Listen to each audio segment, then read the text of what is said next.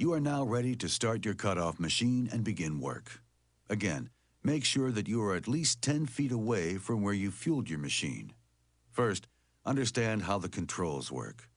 Begin by depressing the throttle trigger and the throttle trigger interlock at the same time and move the on-off switch to the start position.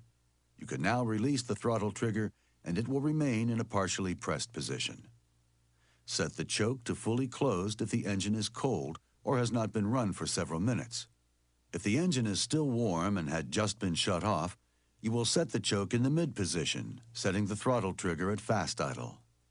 Press the compression release button in. Once the engine is fired, this will release automatically and close itself. If your cutoff machine has a purge button, press this button several times until you see the bulb filled with fuel.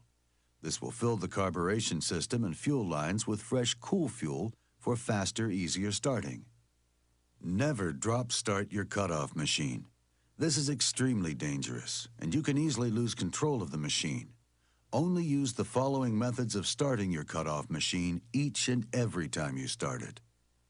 Stihl offers two distinct handle designs on their cutoff machines, a top handle design and a rear handle design. For the top handle design units, use the following starting method. Make sure the machine is sitting in a clear and unobstructed area for starting, and that no bystanders are in the area. With the machine sitting securely with the wheel clear of the ground and with solid footing, place your left hand on the forward handle with the thumb fully wrapped around the handle and press down firmly on the machine with a locked elbow. Kneel with your right knee on top of the rear handle. Grasp the starter handle with your right hand and pull gently on it until it engages. Now pull sharply on the rope. Do not let the rope and starter grip snap back. This could cause it to break. Slowly allow the rope to rewind and repeat the pulling procedure until the machine tries to start.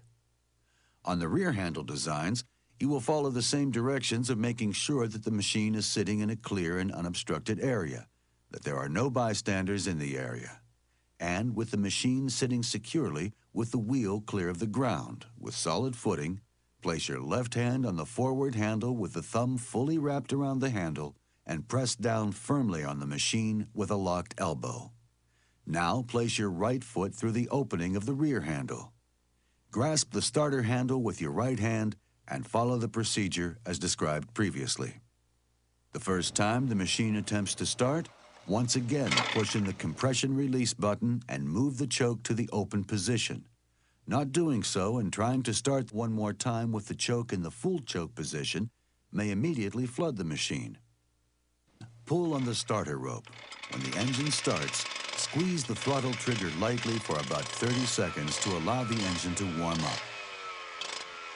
When the carburetor is correctly adjusted, the wheel will not turn at idle. If the wheel turns at idle, you can adjust the idle screw appropriately. Turning the screw clockwise speeds up the idle, and counterclockwise slows the idle down. If you are unable to keep the wheel from turning at idle, refrain from using that machine any further until you can return it to your Stihl dealer for the necessary repairs or adjustments. To stop the engine, simply move the off-on switch to the off position and wait for the wheel to come to a complete stop.